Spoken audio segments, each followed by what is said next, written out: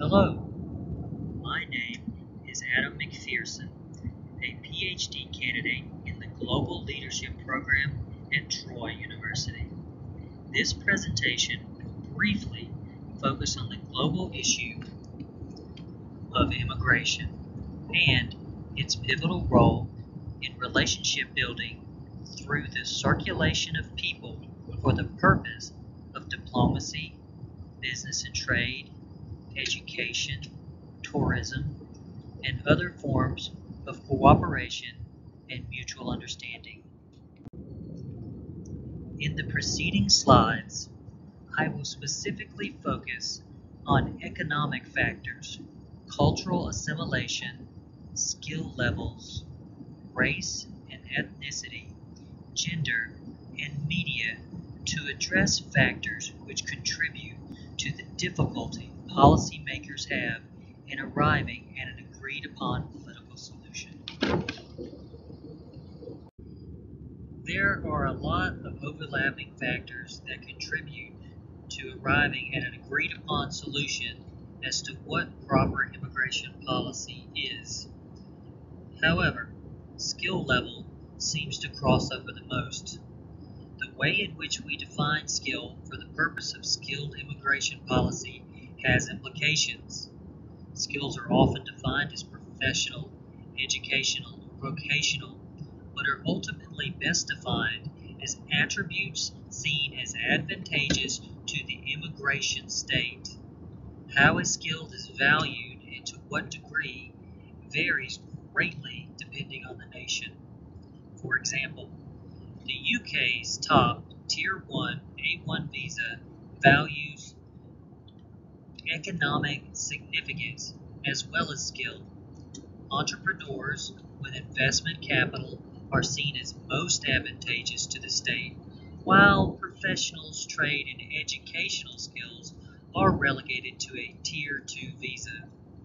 Countries like France and Italy focus heavily on language, fluency, and cultural assimilation as factors to determine successful integration.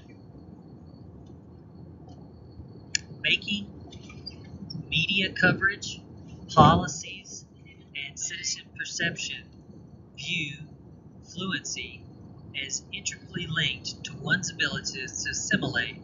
For these countries, it is considered a primary and important factor in the integration and assimilation of new citizen candidates.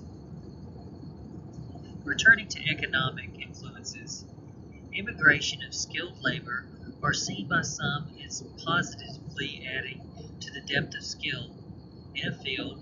Others will see it as a threat to job stability.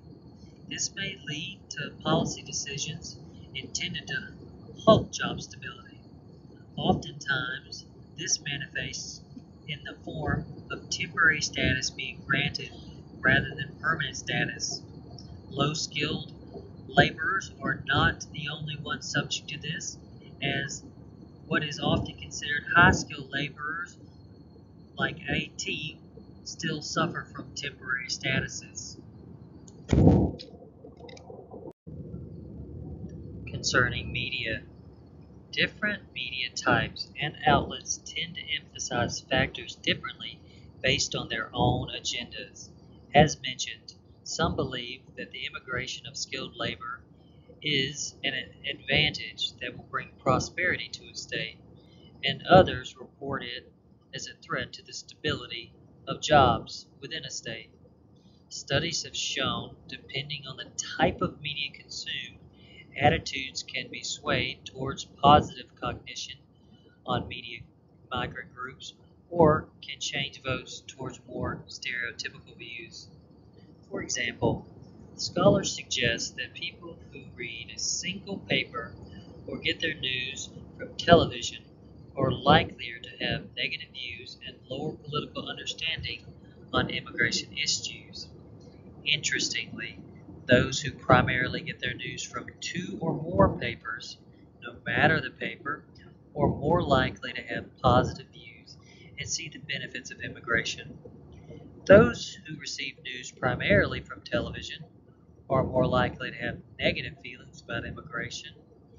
More conservative outlets tend to have harsher feelings towards immigration, and conversely, more liberal outlets, print, internet, or television, generally tend to have more favorable reports. Scholars state that actors, economic factors, security, and events are all framed directly depending on the media's outlets' agenda. Salience. Media coverage and influence on immigration policy, and any policy for that matter, wax and wanes depending on salience. For example, during times of conservative governments in the UK, more coverage of immigration issues is experienced. In Germany, coverage of immigration issues spiked following the 9/11 terrorist attacks.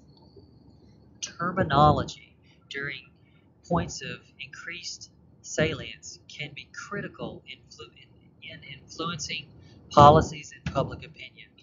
The neutral terms of immigration or citizen candidate might be replaced with more leading terms such as asylum seeker, refugee, migrant, and even bogus refugee, illegal refugee, or criminal. Race and ethnicity plays a role in the creation of policy. Ethnic minorities are seen as less favorable when compared to majority race and ethnicities of people living in the state. This bias immigrates voters and lawmakers to lean toward or against cultural integration. Actors of the same ethnicity and race are more likely to perceive favorable outcomes and use positive terminology when cognizing or orating about the impacts of immigrants from the same ethnicity or race. Gender.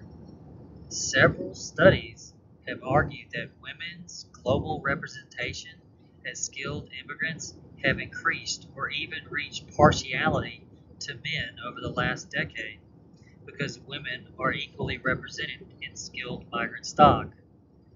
However, given prevailing gendered definition of skill, policies may be limited. Lack of access to education and entering through other visa classes can render it more difficult for female migrants to gain accreditation upon settlement, contributing to a de-skilling effect and failure to assimilate. Relationships of dependency inherent to familial forms of migrant entry may have implications for the unemployment or underemployment of entrants many years on from their initial settlement stage.